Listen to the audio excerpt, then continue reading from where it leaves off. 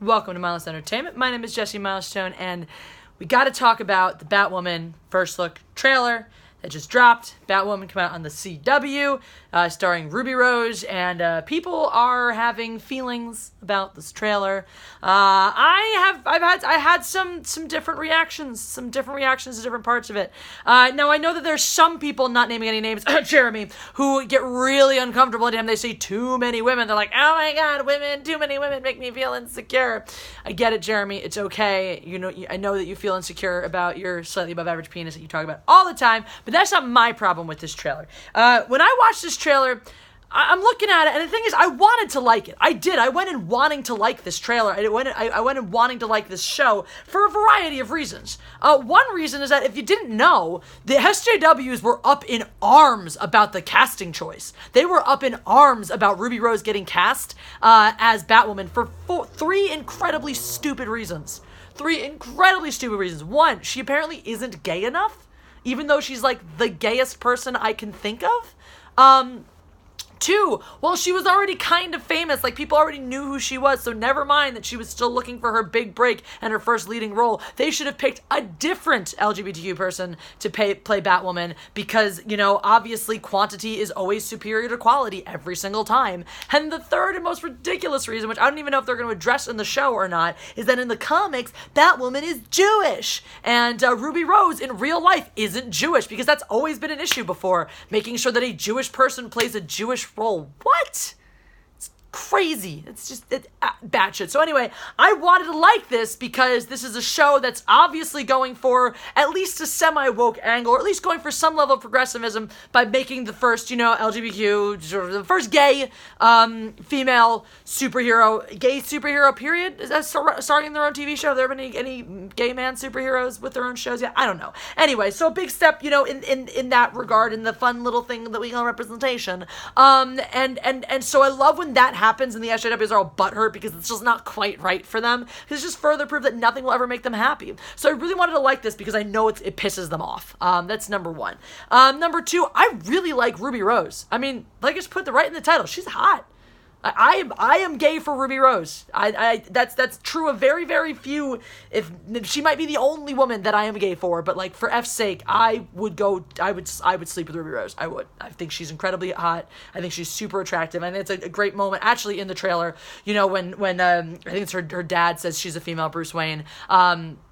And she's all like, oh, I'm like awesome and handsome and like funny and handsome. And I love that about her because that's just such natural energy. People might be like, it's so cringy. Yeah. That's just her natural energy though. If you watch the things she does, if you watch the way she is, she's got that like very raw, a beautiful raw sexuality. It has a perfect blend of femininity and masculinity. She has she just perfectly meshes both of those things. There's something that is undeniably feminine about some of her features, of her body, things like her lips for sure. And there are other things that are just undeniably masculine, also, mixed in with those same features in the way she carries herself and the way she presents herself. It's a very masculine energy. I too sometimes have a very masculine energy, which, yeah, oh my god, straight women can have that too. And so I've always connected with that. I've talked on here, we've spoken about Brie Larson and other people about never getting to see myself in one of these roles. Like, for all this talk about representation and look at all the women we have out there, I'm like, I don't see myself in any of these people. When I watch Ruby Rose in this trailer, at least for the first 2 minutes, I'm seeing the closest reflection to a me type, to something I could archetypally say, that's me. Short-haired, tough, badass, kicks the crap out of whoever, brings this sexiness with this like also masculinity into something. So I respect that. I respond to that. So I really, really wanted to like this trailer. And I like for about the first 2 minutes, I was 100% on board. For me, this trailer is 4 absolutely terrible decisions away from being a good, solid trailer and giving me hope in this show.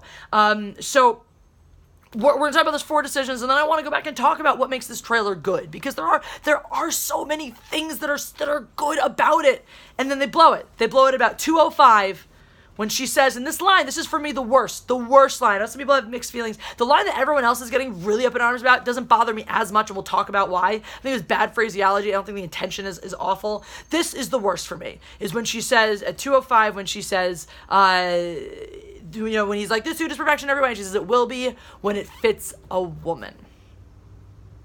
She could have easily said, "It will be when it fits me."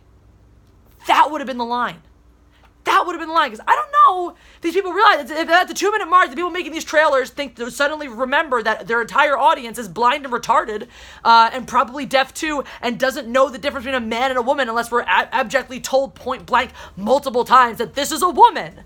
So that shit drives me crazy. Drives me awful. I get it, she's a woman. You want real good progress? Just drop her in there and make no acknowledgement or reference to her femininity. To the fact that she's female, the fact that she's a woman. We can see that with our eyes. She does that by being, wearing makeup and having tits. Like, it's there for us to see. You don't need to remind me that she's female. I know. I'm not going to get confused. It's pretty obvious.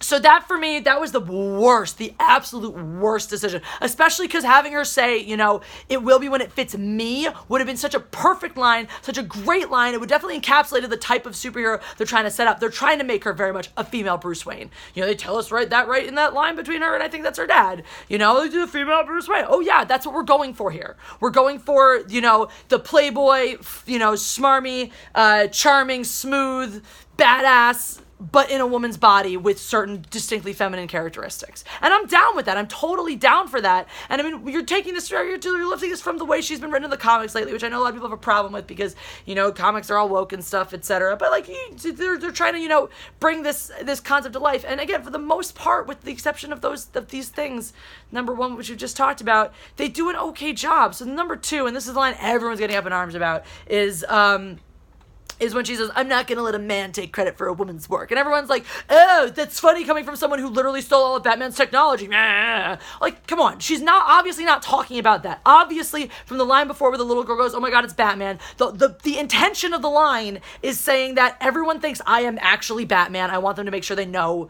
who I am. And once again, you can phrase this in a way, you can phrase this in a way, and really the only reason they put this line in is to justify having the big, the red wig, which is something that's part of the drawing of the character, the big, flowing red hair, and Ruby Rose obviously is just a 100% short-haired individual because she's awesome, and they didn't want to change that part about her, take that away, to have her just, be wiggy all the time and long-haired all the time, so they had to justify a reason to put this in, not unlike, oh my God, and before Captain Marvel had short hair, they had to throw the helmet on her to give her the stupid mohawk. And I think this is dumb. It's a little bit dumb, feeling the need to overtly justify it. And once again, it doesn't have to be like, oh, women take credit for women's work. It could easily just be something like, I want them to know who I am. I want them to know that this isn't Batman. This is somebody different. And this is an easy way to do it. Once again, we understand intuitively because we're not retarded. And look, Christ, I think most retarded people can probably figure that out too. Sorry. When I say retarded people, I mean incredibly stupid. I don't mean people with mental impairments. People with mental impairments for sure can figure it out because a lot of them are a lot smarter than people that I would call retarded, who are just people who are really incredibly dumb. So maybe those people can't figure it out. I don't know. Sorry. Just sidetracking myself here. So yeah. So that's the line's an issue for me because it's clunkily done. I don't think that, and it's putting this in the frame of like woman good, man bad, which is not great. Which is, for me, I know some other people are thinking like, oh, don't trans, women being bad, good, women being bad. I'm not seeing that in the rest of the trial. I'm seeing that in this moment. All right, so that's bad decision number 2. It's just a clunky, poorly written line. Understandably why they did it and what they were trying to call attention to, but they just did it in a clunky and awful way that just reads as like stupid woke. And once again, we get it. She's a woman. We can see with our eyes. Third thing, they're at that 2-minute mark, they jump into this song that literally has the line, "I'm a woman" in it. Once again, we're not blind. We're not brain dead. We can see that she's a woman. Thank you for the additional reminder. Thank you for reminding us over and over and over again that she's a woman. And by the way, all these additional references to the fact that she's a woman just detract from the line where the guy's like, "Oh, you're a female Bruce Wayne." Like, that detracts from that line because we've just been beaten over the head with the fact that she's a woman 8,000 times. If that's the only reference to it in the trailer, then I'm okay with it. And I'm like, all right, that kind of makes sense. Like, especially because you're drawing that comparison. Oh my God, you're just like Bruce Wayne but a girl. Wow. I've been called a female this or a female that before, and that's like fine. That's a normal thing that people say when they're like, oh my god, you're just like this person, but a woman. But now since we've been beaten over the head with the fact that she's a woman, now that line is like, why are you saying it again? Ew. So that's number 3, is that song being thrown in there. And then number 4, of course, they pull a little Captain Marvel magic, where it's like, she's the hero we need, or the hero we need is here. And they fly the bats through the E, so it says, is her. Oh my god. Now this is marginally better than the way they do it with the, what makes her a hero thing, because it's for 2 reasons. One, the wordplay is just very infinitesimally more clever. Just not a lot, but just like infinitesimally. Also, they're not doing it with hero, thank God.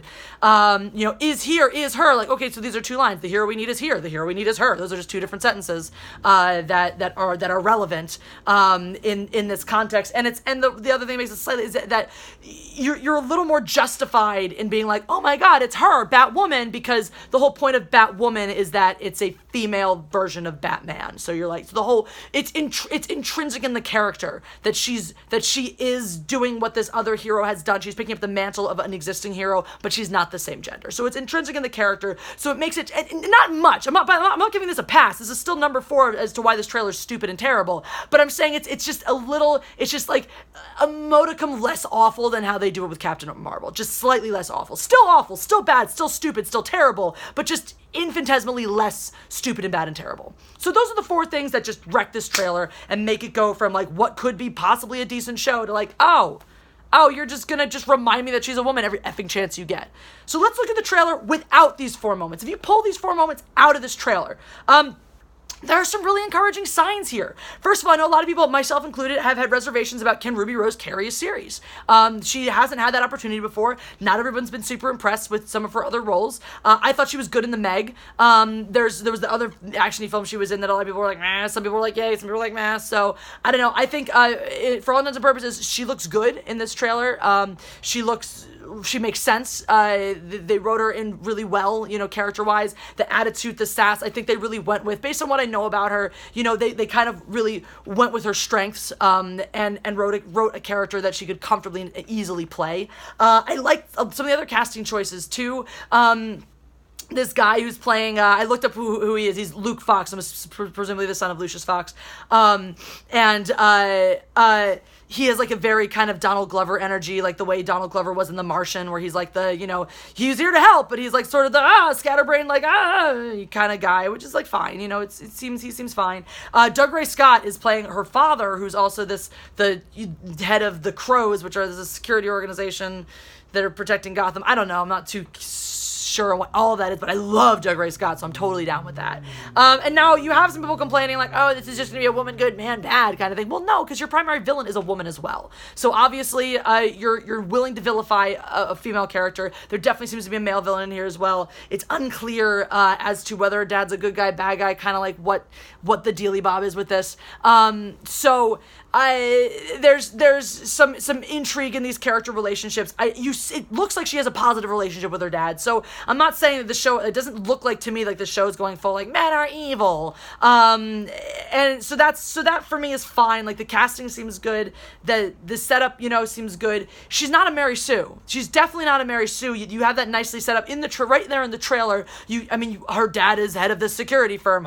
Presumably she's learned some sort of self-defense along the way. You also see her in military training and some sort of military training. So that there's a reason that she's a good, capable fighter. That she's tough, that she can, do some of these things. So she's not a Mary Sue. She's had this kind of training. Now, the other thing about this, the other interesting thing is, of course, there's the LGBTQ element of this. God, fuck that word. The gay element of this. And the way that they have this going on here is like, so they set it up, I think for the most part well. I think they do a nice job of not shying away from it. They're like, hey, she's gay, bam. That's relevant and important to her character, but also not like, salami slapping you with it. I don't know why they're slapping you with salami. They just are. If they're just using salami in this analogy to just slap you with things. It seems like that the way they said. So this is what I was able to infer from this trailer. So you have the moment of them making out like during the army training and all that shit, and then you have another scene where the commanding officer's like, you got something you want to tell us? And you could take this as like, oh my god, they're making it so important that her persecution as a gay person or is like part of her character. How I took this is that this is probably the reason that the two of that there's definitely some complicated history here, because the woman called calls her up and is like, Sophie, this was her name or something, has been taken. And so my understanding here, and this is also why there's all these women who are important, my guess is that, so there's a connection here with the woman who's called Ruby Rose, and then this police officer chick who's been taken, that these three are all connected. Perhaps they all went through basic together or something like that. There's some connection, there's some reason why they're all important and relevant in this story. So my guess, what I'm inferring from this trailer, is that getting caught having a relationship while they were in the military is what ended that relationship, possibly ended Ruby Rose's military career. Possibly she made the choice to say, my morals and me loving who I want to love is more important than this. Fuck this, I'm out. Whereas, the girlfriend decided, I want to stay in and I can't see you anymore. And this caused tension, even though they still obviously love each other or something. And that's the reason why it hits her so hard when she gets taken, why she has to go through all these steps to get her back. So that's what I can infer. And that, giving that much richness and story and backstory in 2 minutes of a trailer, that's pretty dope. I mean, that's pretty good. That's pretty legit. And then you see her find it, and there's a nice sexy scene where she pulls off the hands. Like, there's definitely chemistry that you can see already. But I think Ruby Rose is a person, I've heard this too from people who've actually met her at parties, is that she just exudes sex. She does chemistry with everybody. So that part's not hard. So I'm getting all of this backstory. I'm getting all this richness. I'm getting all these connections, these character interplays, just from the first 2 minutes of this trailer, which I think is excellent. It's great storytelling. There's fun action in here. I'm rooting for her when she's beating the crap out of it. I'm like, yes! Because once again, I'm seeing myself in this character. For the first time, I'm seeing a character who looks like me in some ways. I don't just mean physically, who just resembles me, who brings an energy to the screen that I can relate to, that I can feel. And so I'm all on board, and then she has to go and say all that dumb shit. And it's just like, why? You were this close! You were this close! So close! And then just... And look, I'm not saying that it's going to be a terrible show. I'm not saying it's going to be a good show. I might give it a chance. Like I said, I like Ruby Rose. I'll probably give it a watch. I'll probably give it a look. I'll give you guys feedback. I'll give you guys reviews. I'm not going to shy away when they pull that woke shit, when they pull that, she's a woman shit. I'm going to call it like it is. I'm not going to overcall it. Right? I'm not one of these people who's looking for it, who's like, oh my God, they put a woman in this TV show. It must be woke. But when they do that dumb crap, when they call out the fact that she's a woman every 5 seconds, I'm going to call her on it. I'm going to call her on it. So that's what you're getting from me. You're getting 100% honesty all the time. God, I wanted to like this trailer. God, I was so close to liking it. You got me 2/3 of the way through and then just fuck. Mad now. I'm real mad about it. But I'm still intrigued. Just so many mixed feelings. It's just Ruby Rose's fault for being so damn sexy. Darn. All right. Those are my feelings. What are your feelings? Let me know in the comment section below. Always curious to hear your thoughts. If you enjoyed this video, go ahead and press that like button. There's a bunch of things popping up. Click on all of them. Click on the t-shirt link to get your Jessie Shot First t-shirt with original art designed by that Star Wars girl, because she's amazing and talented. Click on No One Likes Us to get to the first video released by LA Cheesesteak Reviews, and make sure you subscribe to that channel. We got new content coming your way at the end of the month. It's going to be so cool. We're shooting episode 3 this week. It's going to be awesome.